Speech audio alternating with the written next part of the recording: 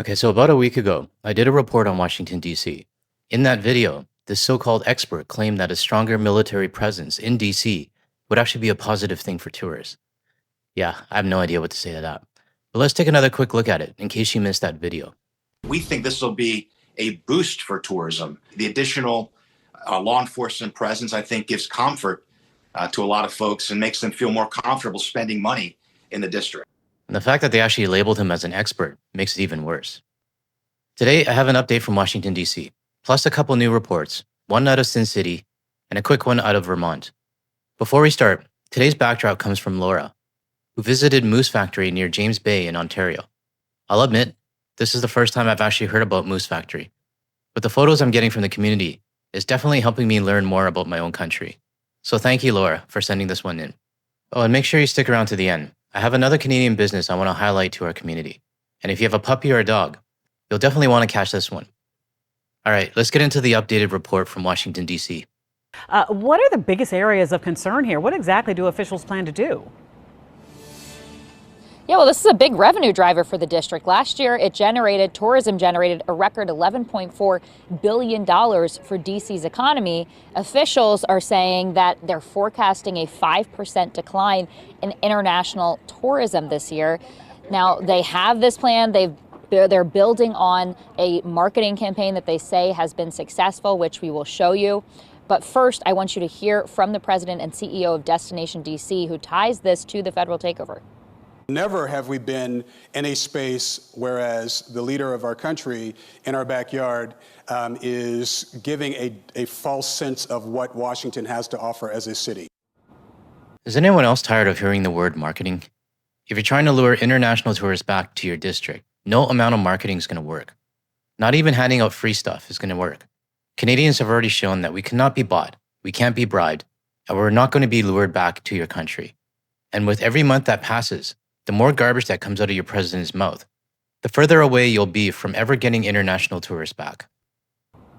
Destination DC says the international visitors are key because they stay longer and spend 4 times as much as their domestic counterparts. They generate billions in tax revenue and help to support over 111,000 jobs. Now, their data partner, Tourism Economics, says the job market has been slow, travel is down, and tariffs and inflation are impacting consumer spending. So painting DC as a dangerous city while hundreds of federal law enforcement and soldiers post up throughout the city does not help. The forecast for 2020. Wait. But this so-called expert actually said it did. We think this will be a boost for tourism. The additional law enforcement presence, I think, gives comfort to a lot of folks and makes them feel more comfortable spending money in the district. 2026 looks better, so Destination DC is hoping to drive that growth with a new campaign called We the People DC. The goal is to highlight the 700,000 Washingtonians who call DC home through the eyes of about 20 locals. Some tourists told our team yesterday that they had concerns about the federal surge, but not enough to cancel their visit. So let me ask my Canadian viewers, and even those of you watching from the US, would this marketing campaign be enough to change your mind? Would it actually convince you to head to Washington, D.C., maybe mingle with the National Guard, chat with ICE agents? I don't know, maybe make sure your documents are in order? I'm going to guess no. And it really makes me wonder how much money they're throwing at this, because all of it is just going to be wasted. No, it's just as bad back home, so it's no different. The guns are a little bit disturbing. Nobody wants to see, those killing machines in a tourist area. Now, there's a lot to look forward to next year. That immersive museum under the Lincoln Memorial opens. It's America's 250th birthday. Dulles International Airport is opening 14 new gates. And those are just a few things that Destination DC has mentioned. Their message remains consistent that there is only one DC, and it is not the dangerous image that the president paints. Guys. Well, those 14 new gates at the airport are probably going to be underused when it comes to international tourists. And the two things you see on the screen right now, America's 250th birthday and a new museum opening, sorry, but those don't interest me at all. If I had to go to the US, Washington, D.C. would be the very last place I'd force myself to visit. Cat's awake. Well, DC and Florida are pretty close, but either way, I don't want to vacation anywhere with troops and guns walking around. Now, moving on to Las Vegas, let's just see how much deflection is in this next report. The number of people visiting Las Vegas is continuing its downward trend. We thank you for joining us on 8 News Now at 4 on this Friday. I'm Brian Loftus. And I'm Vanessa Murphy. That number down 12% in July compared to the previous year. Our top tourism official addressing that decline today. 8 News Now reporter Ryan Tizmaneski joins us live from the Las Vegas Strip. Ryan, what are they trying to do about it? Yeah, Vanessa, Brian, I'm at the north end of the Strip right now. I'll just kind of let you take a look and see how busy it is. A few people on the sidewalk. It's a little hot right now, so a lot of people want to stay in. But the Las Vegas Convention and Visitors Authority say there are at least two factors that are causing that dip. One are people looking for value and they're staying home, and the other, changing federal policies for international visitors. One of the major international crowds, Canadian visitors, has dropped by about 25%, according to LVCVA President Steve. Okay, so those chimes you hear in the background is actually coming from the report itself. I couldn't edit it out, so just bear with it for now. But here's the key part that I just heard. He said Canadians have dropped by 25%. And we already know from that previous report that international tourists stay longer and spend more money than the domestic tourists ever do. So that 25% drop means way more than just a small dip in the numbers. It's a much bigger hit than whatever the drop in domestic tourism is. Steve Hill. He says there's a portion of potential Canadian visitors who are avoiding the United States on principle due to the trade war with that country.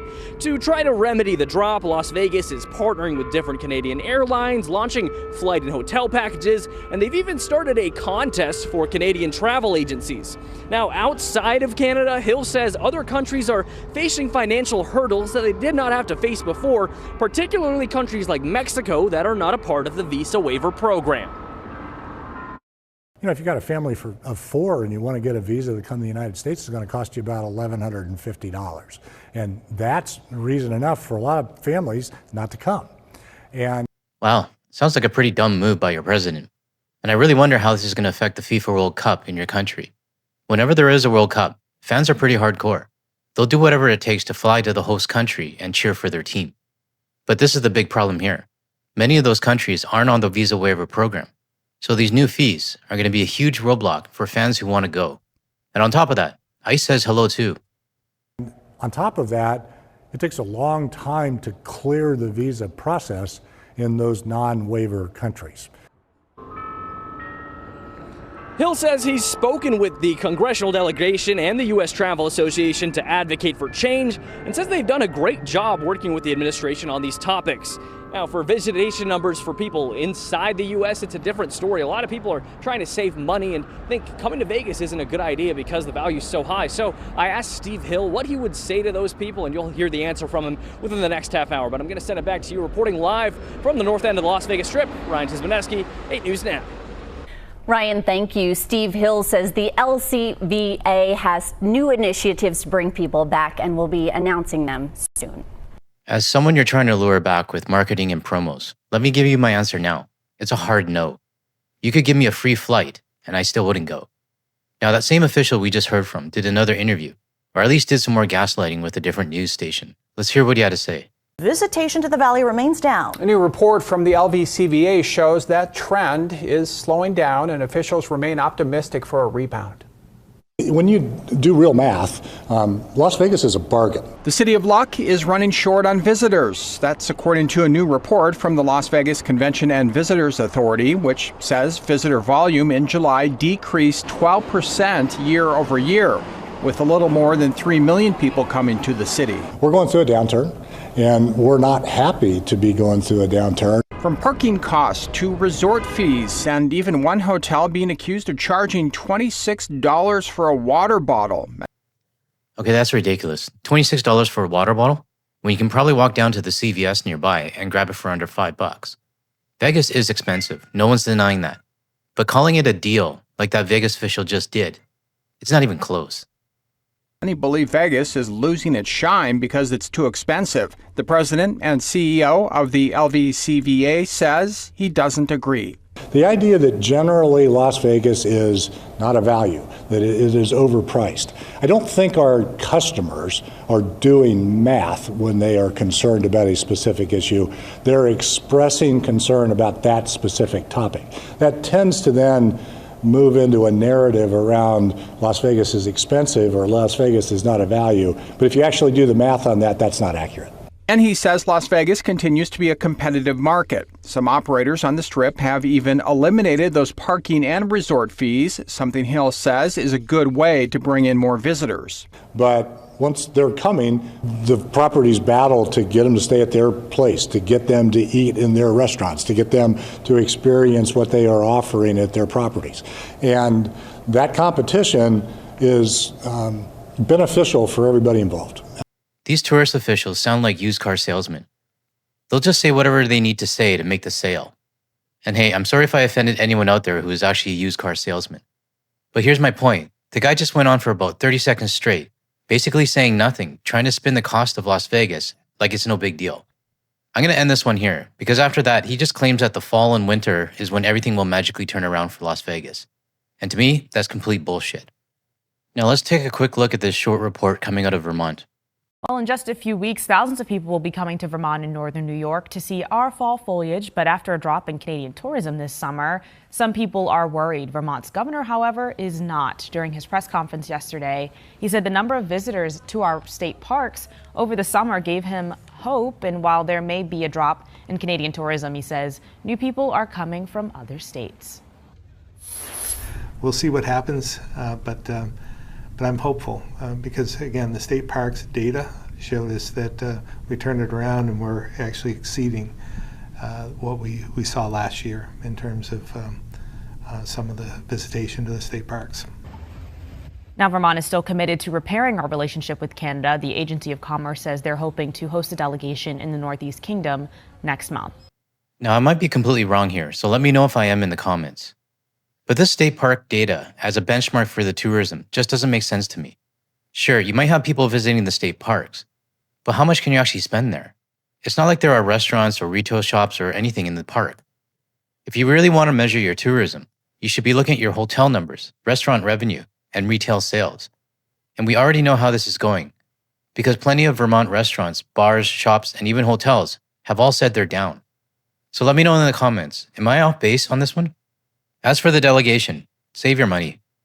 Now, I want to shift the focus to a Canadian business and show how the new import tax is affecting them. All right, let's dig a little deeper into how the end of this exemption has many small business owners concerned. Our next guest is one of them. Marion Kay is the founder of Carico Pet Supplies based in Langley, British Columbia. More than half of her sales come from the United States. And Marion, how much of your business relies on U.S. customers? About 60%. Wow. And so what impact do you think the removal of the de minimis exemption will have on you? It's going to be huge. You already see the effects. We've actually cut shipping off to the U.S. as of Monday. So I already see and notice the huge difference in sales that are coming in just with the U.S. being completely removed right now. All right, so give us some details here then about what your business kind of looks like now, and what do you think your business is going to look like next week? So if we were comparing, say, to last week to this week, we are talking about like a 60% drop in sales, like almost like overnight, you would say. A 60% drop in sales overnight, all because Donald Trump's radical policy changes. And just like the other Canadian business I featured a few videos back, Jessie from Lazier Designs, this business owner is now worried about how far her sales are going to fall. On that note, I did speak with Jessie recently, and he told me that he's actually got a boost in sales since I featured his business here.